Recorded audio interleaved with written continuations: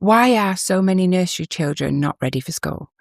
And what actually helps? Hello, and welcome back to the Resilient Kid podcast with me, Asha Costello. So today's episode might make you feel a little bit uncomfortable for some, but it comes from a place of care and honesty and a real deep respect for what kids need, but also understanding how the school system works and how you can get your kids in there.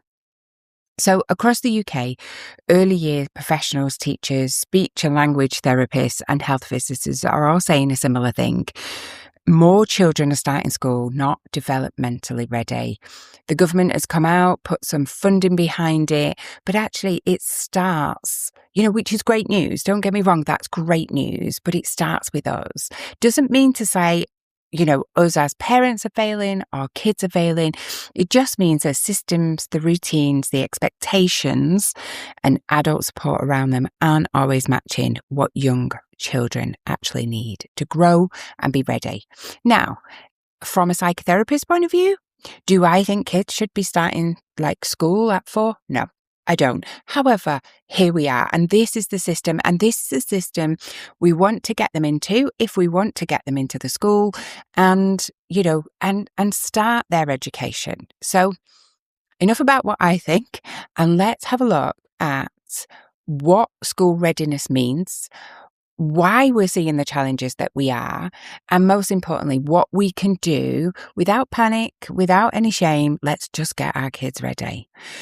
So, what does it mean not school ready? So school readiness is often misunderstood. What it isn't is being able to read, write their name, knowing numbers, 1 to 20. That's not what it's about. That's what they're going to school to learn. School readiness is about communication. It's about emotional regulation to a certain degree, because as we know, and if you've listened to the podcast before, emotional regulation is not completely formed in the brain until way into the 20s, but we can help them with that. It's also about independence, social skills, and physical readiness to be at school. So teachers are increasingly reporting children that are arriving to school not toilet trained, struggling to communicate their needs, finding it hard to sit, listen, or take turns, and becoming overwhelmed really quickly. And we're going to look into some of these and why that is. Again, this is not about blaming kids or parents. It's just understanding what we can change and what we can do to support. So why is it happening, do you think? Well, there isn't one single reason. I'm going to be honest. It is kind of a bit of a perfect storm.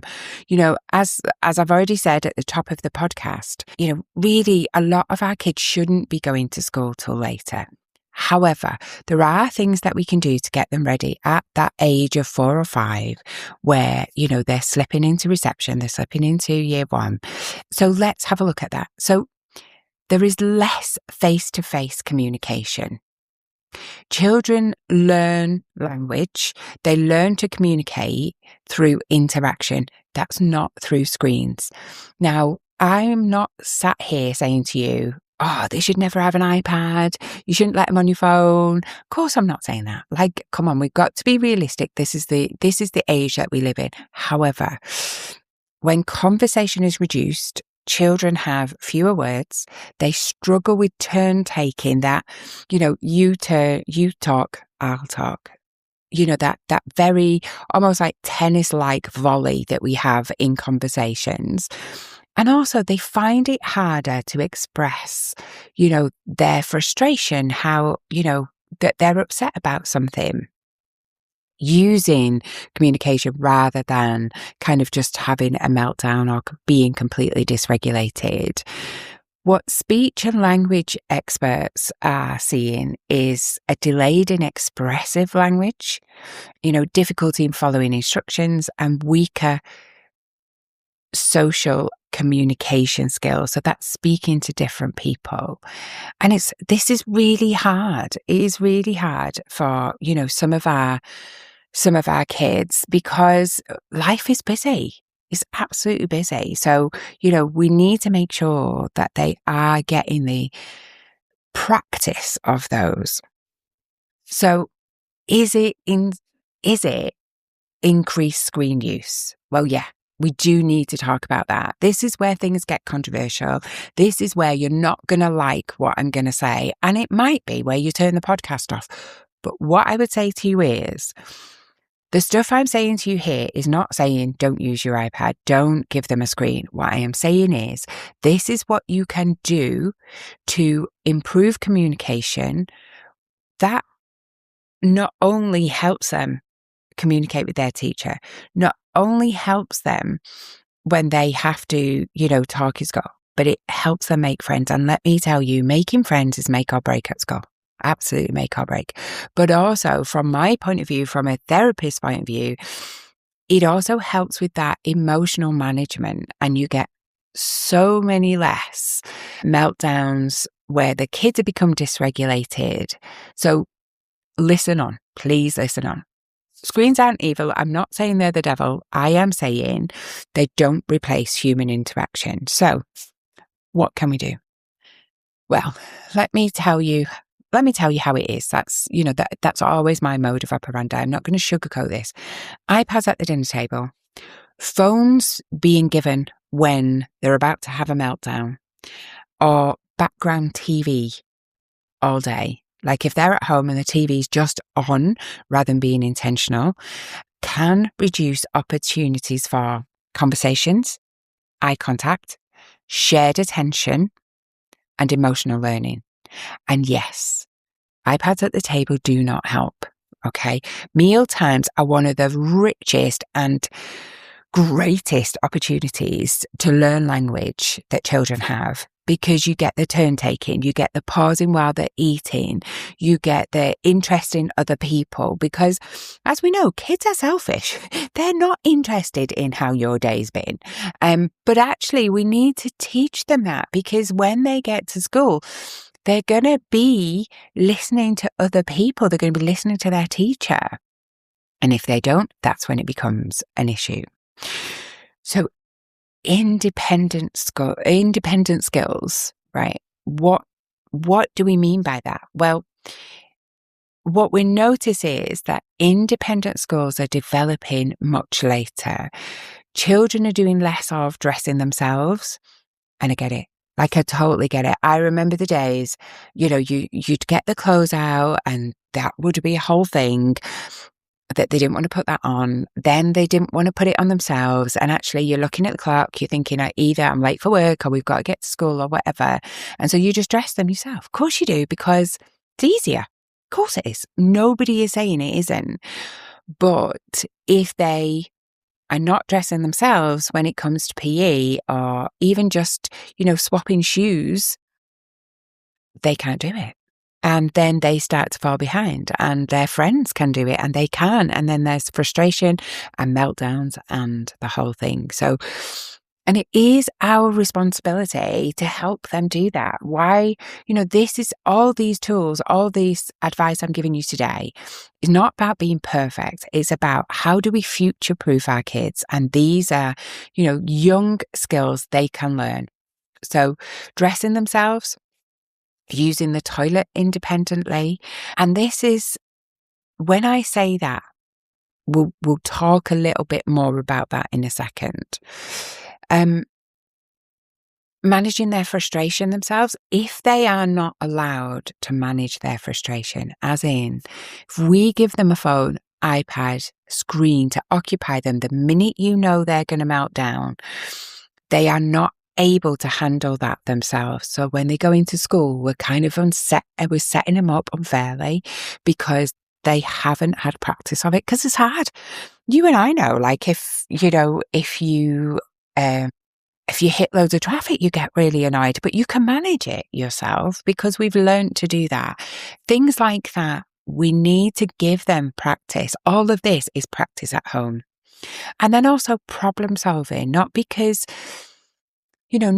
we think they are going to solve all their problems on their own. We're just allowing them to practice, and we're allowing them to practice in a safe environment with us as parents and carers, where if they get it wrong, it's okay, because the alternative is if they get it wrong the first time and they're in front of friends, that's really hard pill to swallow. So I know these things are not happening because us as parents and carers don't care, but it's because life is busy, life is pressured, and it's exhausting. It's really, really exhausting. So let's have a look at toilet training and let's talk honestly.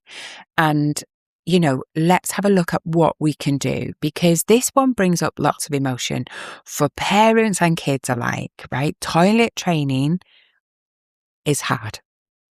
It is hard. It is tiring. It's inconvenient. And sometimes it's delayed longer than it needs to be because we just want somebody else to sort this out. This is really, really hard. So, but it doesn't have to be, is what I'm saying, but it does take persistence. So, yes, children need to be ready, but what we know is waiting indefinitely doesn't help either.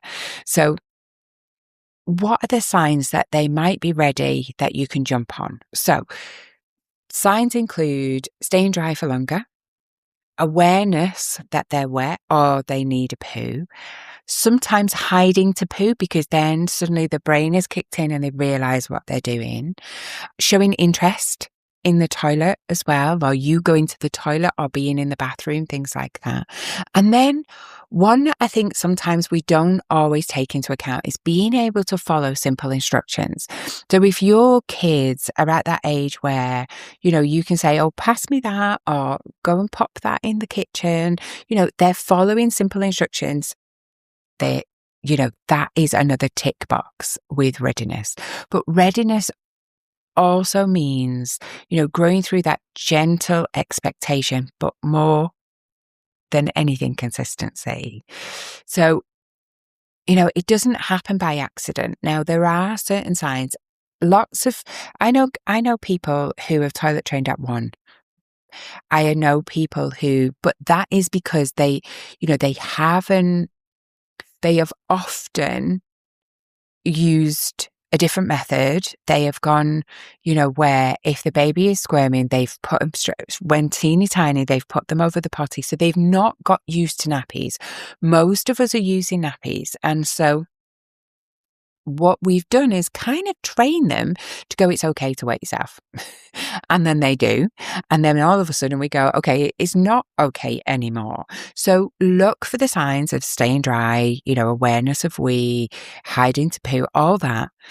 Look for that. And that usually kicks in around 2.5 towards 3. So the best bit of advice I can give you really is when you make that decision to go for it, then make sure you have got time. Make sure the patience, that patient tank is full. Make sure you've got a routine, because this is about you. This is about you being ready and you taking the lead on this. And that might be you take a couple of days off work and you go, right, we're just going to go for it. And there's going to be no nappies, and you explain and you follow them around, sometimes cleaning up poo, running around with a potty behind them, things like that. So if you're going to go somewhere else, like if you're going to go around to your parents or you're going to go out visiting, my advice is take everything with you, including the potty. I wouldn't be going shopping if they're toilet training. Take a good few days, a couple of days off work, tag it onto a weekend, tag team with your partner if you're able, and make sure grandparents are on the same page, because if you can have a real run at it, it really helps. Now, that's like, oh, it didn't work, so let's get them back in nappies. No, make that decision and stick to it, because otherwise you're going to confuse them. And it is hard. It is really hard. But if you know me, I always say we can do hard things. You absolutely can do this. And supporting your child through toileting is helping them towards that independence. It's making sure they're not behind at school. And it's something schools, it's not something they should be taking on. they should be, yes, of course, if there's an accident, there's an accident, but that's not every day.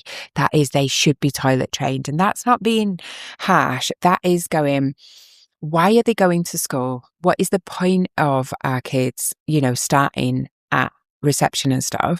And actually, that's to learn to make friends. It's to learn to communicate more. It's to learn,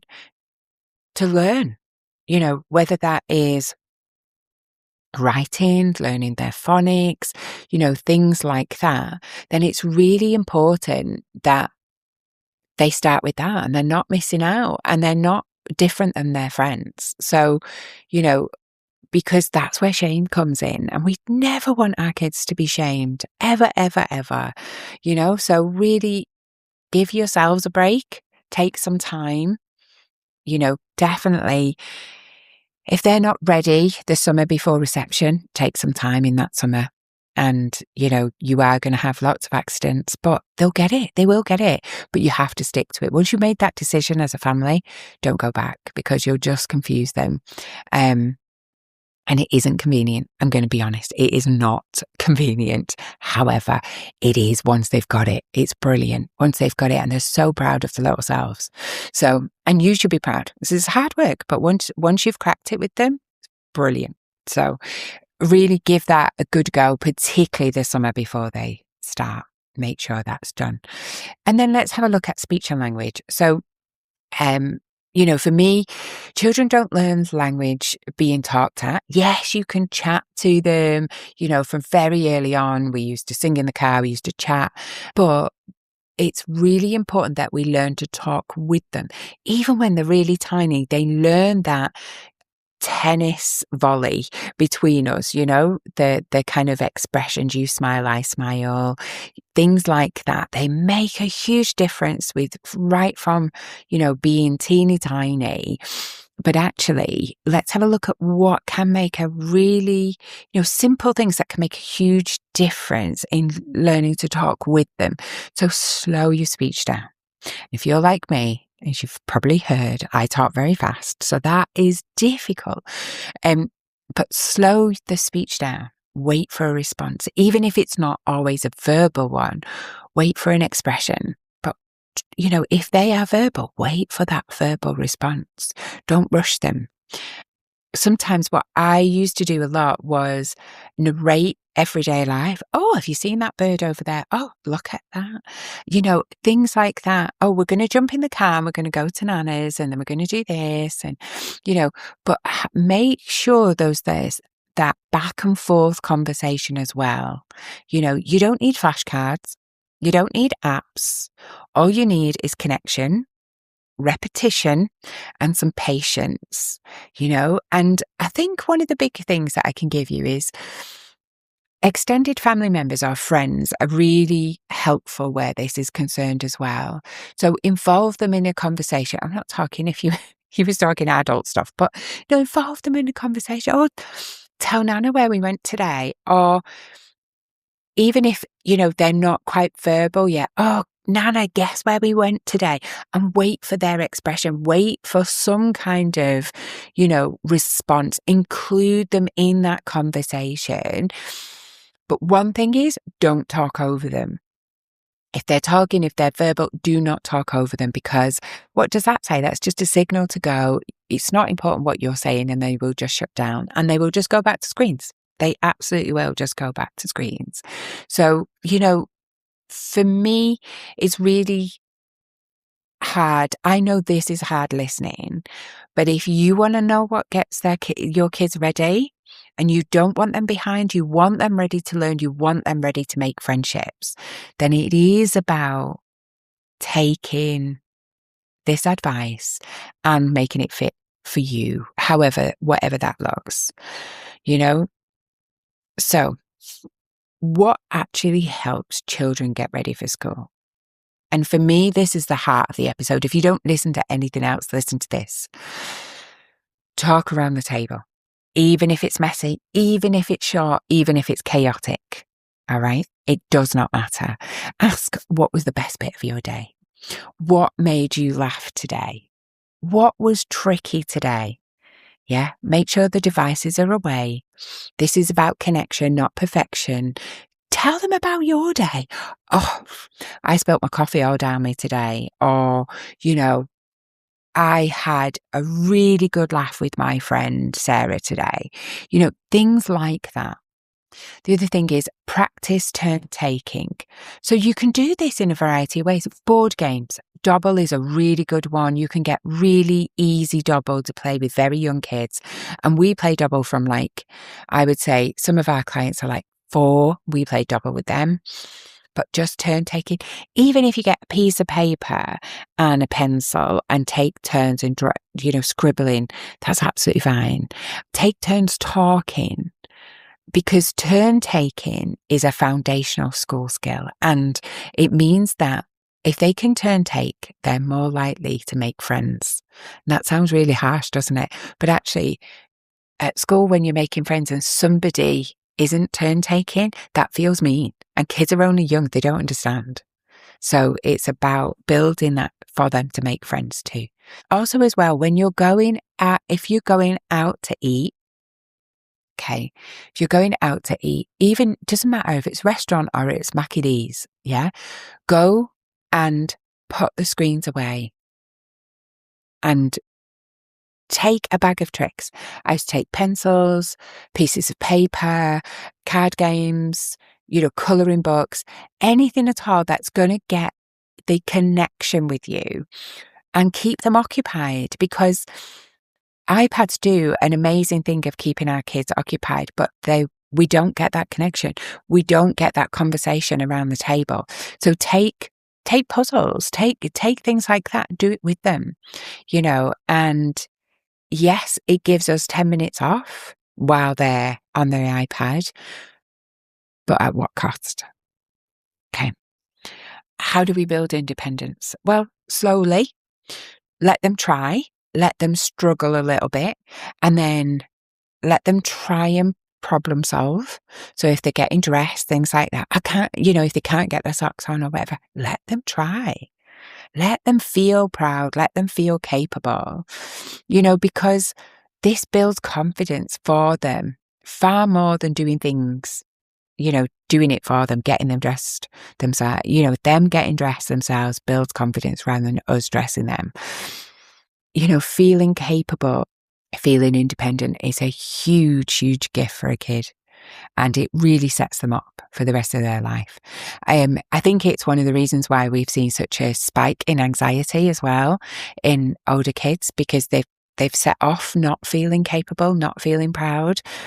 So I'm not saying leave them until, they're still sat on the bed an hour later and they can't get dressed, but scaffold them, help them. So what I mean by scaffolding is, okay, get one of your socks now. Which foot does that go on? Okay, hold the edge. Show them. You put your socks on at the same time. Show them. Guide them before you take over.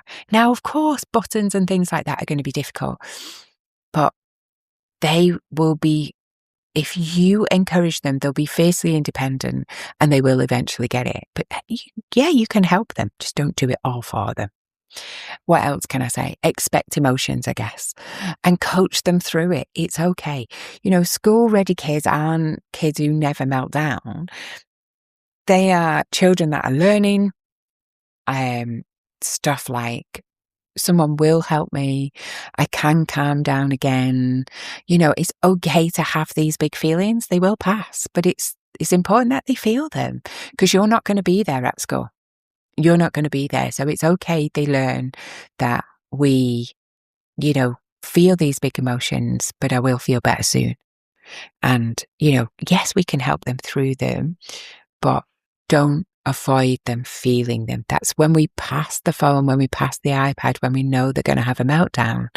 You're saying that that the iPad is the only thing that soothes me. And that's not true. We can soothe them. They can soothe themselves. Absolutely, they can. What else was I going to say? Oh, background noise and screens. So during meal times, give them times that are playing, because, what we find is from nursery, they go from playing like parallel play, playing alongside, to interacting into reception and year one. They start to interact with each other. So it's really important that they have toys that they play with without a screen so that they can play and they learn to play without that. So kind of away from TV. So don't have the TV on and playtime. Now you can have some, soft music on in the background. You might have the radio in the background. That's okay. But if it's diverting attention, and I'll give you an example as us as adults. If we're doing something, if we've, at the computer, we've got emails to do, or we're doing something in work, doesn't matter if you work in, a shop or you're working in an office, you know where your phone is. And I'll tell you why you know where your phone is, because that front part of our brain, our prefrontal cortex, is going, where's the phone? Where's the phone? Where's the phone?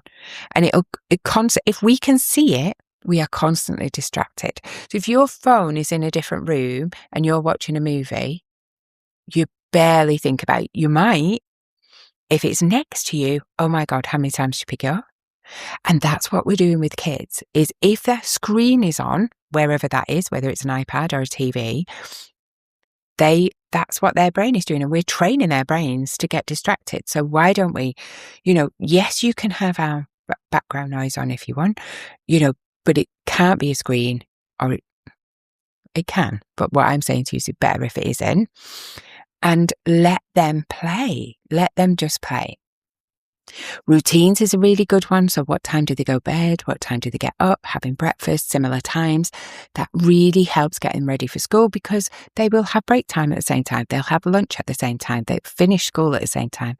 So, and it helps with transitions between lessons, between, going from learning in a classroom to outside to play with their friends.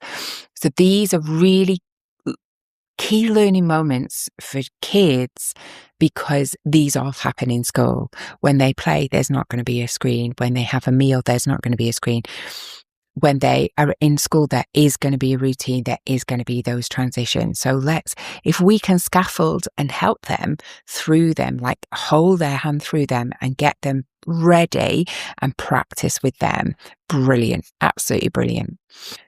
So if you're still listening and you're probably feeling a little bit defensive because you have screens at the tea table, at a dinner table, tea table, right? Or you feel overwhelmed, or you feel guilty, right? This is not about shame. Of course you are. And am I saying that you have to be a perfect parent? 100% not. You only have to get this right 30% of the time, and they still turn out okay. But what I'm going to say to you is, if we want our children school ready, if we want them to have the best start, then we need to put this stuff in at home ready. Teachers, teaching assistants can't do this stuff. This is foundational for them for school. They then pick those kids up and run towards the reading, run towards the writing, the learning. If we have got these foundation blocks in, that goes much smoothly for our kids. And that's the outcome we want, isn't it? We want our kids to make friends. We want them to learn. We don't want them to be behind. Children need us to lead in this. And development needs time and space, lots of patience. And that readiness is built at home. And yes, some things are our responsibility. We don't have to be perfect. We don't have to do it all at once. But we do have to be gentle and consistent and do it with confidence. You can do this. It's hard, particularly toilet training. It's hard, particularly if they've had screens at the table. It's hard to pull away from that. Now, does that mean every single day that you don't have a screen at the dinner table? Probably not. But they have to be used to doing it 9 times out of 10. So, for instance, I don't have the TV on in the morning. My kids are teens now and we still don't do it. They've never had an iPad at the table for this reason. I'm a psychotherapist. I know what it does, right? However, we do on a Saturday night, and particularly lately, because traitors are on, we will absolutely have our dinner on our knees watching TV, right? Because it's a treat. That's what it should be, a treat. So start slowly, build it up. You know, it doesn't have to be perfect, but it does have to be consistent. Okay. You don't need to do everything straight away, but the basics really do matter. So it's not about me trying to make you feel guilty. It's about, don't listen to what you shouldn't be doing. Listen to what you can do to get them school ready. School readiness isn't about pushing them too fast. It's about building those strong foundations of connection, communication, independence, and confidence. When we focus on those, they don't just cope with school, they feel safer, more capable, and they'll settle quicker for you. So you're not behind. We've not broken them. These small changes can be done consistently, and they really do add up. And you know what? Your teachers and your future kids will absolutely thank you for it. So I know that was a hard lesson today, and I'm here for it. And if you need any help at all, drop us a message, go to our socials, DM us, or email me at ashley@theresilientkid.co.uk. And we'll be more than happy to answer you. If you want to know more about us, check us out on the socials, check our website out, theresilientkid.co.uk. We've got an anxiety workshop coming up in February. It's 25 quid. We've done it really, really low price for anybody who wants that. And it's 60 minutes of me telling you different things about anxiety and 30 minutes answering your personal questions. There's me and all the coaches on the call as well. We'd love to see you there. Take care, everyone. Lots of love from me and all our team at The Resilient Kid. And good luck.